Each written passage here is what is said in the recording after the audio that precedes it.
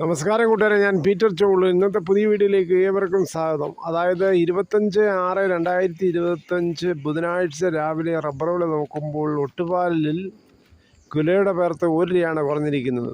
ഇനി നമുക്ക് റബ്ബർ വില നോക്കാം. റബ്ബർ വില കോട്ടയം ബോർഡ് വില RSS 4 കിലോ 200 രൂപ 50 പൈസയും, RSS 5 കിലോ 197 രൂപ 50 പൈസയും, ISNL കിലോ 177, ലാറ്റക്സ് 60% DRC ഉള്ള 141 രൂപ 60 പൈസയാണ്. ഇതാണ് കോട്ടയം ബോർഡ് വില. കൊച്ചി വില നോക്കുമ്പോൾ RSS 4 കിലോ 200 രൂപ 50 പൈസയും, RSS 5 കിലോ 197 രൂപ 50 പൈസയും. ഇതാണ് കൊച്ചി വില. ഒട്ടുപാൽ നോക്കുമ്പോൾ 80% DRC ഉള്ള ഒട്ടുപാൽ കിലോ 132, 60% DRC ഉള്ള ഒട്ടുപാൽ 99 രൂപയാണ്.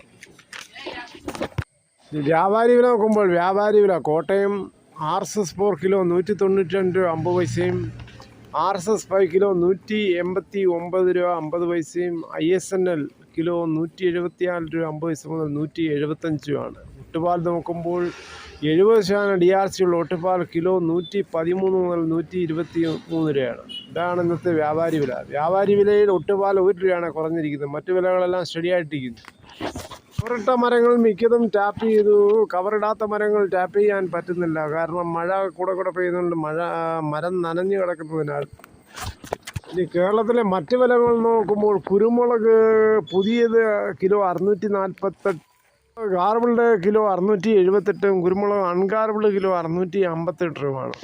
ജാതിക തൊണ്ടോടുകൂടി കിലോ 240, കാഞ്ഞിരക്കുരു 1850, കയർ ഇഴക്കയർ 10, കരിപ്പട്ടി കയർ 10 മുതൽ 15 അടയ്ക്ക പുതിയത് 350 മുതൽ 400, പഴയത് 360 മുതൽ 420, കൊപ്ര എടുത്തപടി 241, തേങ്ങ ചകരിയില്ലാത്ത മുട്ടത്തേങ്ങ കിലോ 96 ആണ് കടയിൽ നിന്ന് വാങ്ങിക്കുമ്പോൾ.